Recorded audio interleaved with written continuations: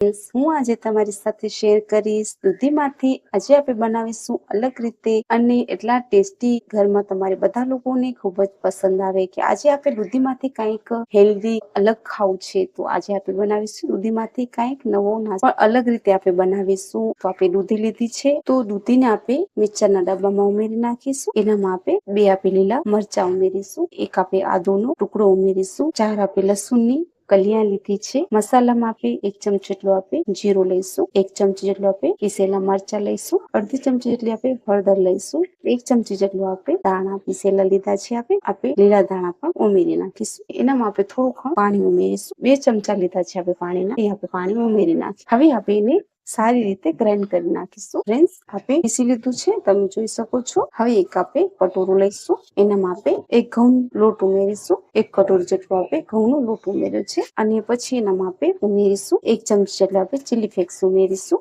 1 ચમચી જેટલા આપણે તલ ઉમેરીશું 1 ચમચી જેટલું આપણે અજમું લીધું છે એને ક્રશ કરીને ઉમેરીશું તો આપણે 1 ચમચી સ્વાદ અનુસાર મીઠું ઉમેરીશું 2 ચમચી જેટલું આપણે તેલ લીધું છે મોણમાં એ ઉમેરીશું અને બધાને આપણે મિક્સ કરી લઈશું આવી રીતે તમને એમ થાય કે મોણ કેમ બરાબર થયું છે તો તમે આવી રીતે મુઠ્ઠીને બંધ કરીને આવી રીતે જોશો તો સમજી જવાનું કે આપણું મોણ બરાબર છે બધાને આપણે મિક્સ કરીશું હવે જે આપણે દૂધી પીસીએ છીએ એ આપણે એનામાં ઉમેરીશું આપણે ચમચીથી કાઢી લઈશું અને પછી આપણે બાંધીશું તો લોટને આપણે સારી રીતે બાંધી લઈશું ફ્રેન્ડ્સ આજે આપણે જે દૂધીના થેપલા બનાવીએ છીએ એ બહુ અલગ રીતે છે એનામાં આપણે બધું મસાલો ઉમેર્યું છે ઇનબોક્સમાં તમે છોકરાઓના સવારના માટે કે તમને એમ થાય કે આજે અમારા ઘરમાં દૂધી પડી છે અને એનામાં હું શું બનાવી દઉં તો તમે આવી રીતે થેપલા બનાવી આપશો આપણે ના પાણી નથી ઉમેર્યું ફ્રેન્ડ્સ દૂધીમાંથી જ આપણે લોટ બાંધ્યો છે દૂધીમાં ઘણી બધી પાણીની માત્રા હોય છે તો આવી રીતે બાંધી લઈશું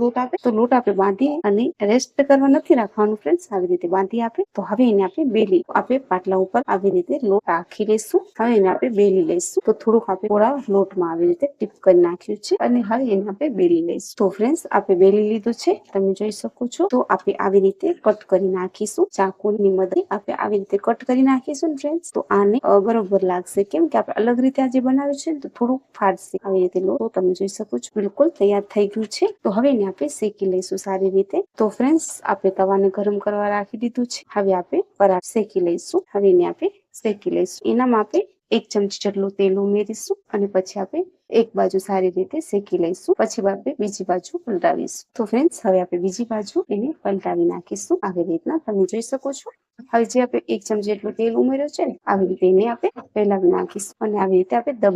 દબાવીશું તો સારી રીતે પાકી જશે આવી રીતના એક બાજુ આપણે સારી રીતે પકાવીશું પછી આપણે બીજી બાજુ પકાવીશું અને તમે જોઈ શકો છો સારી રીતે ફૂલે પણ છે એટલું ટેસ્ટી બને છે ને આપણે એનામાં બધા મસાલા ઉમેર્યા છે તો એટલું ટેસ્ટી બને છે ને તમે એકવાર જરૂરથી ટ્રાય કરજો તો તમે જોઈ શકો છો બંને બાજુ આપણે સારી રીતે શેકી લીધો છે અને એકવાર તમે જરૂરથી ટ્રાય કરજો ઓછા તેલમાં એટલો ટેસ્ટી નાસ્તો બને છે જો તમને સારું અને સિમ્પલ લાગ્યું તો તમે મારી ચેનલને લાઈક કરજો સબસ્ક્રાઇબ કરજો અને ત્યાં સુધી તમારું ધ્યાન રાખજો ધન્યવાદ ફ્રેન્ડ્સ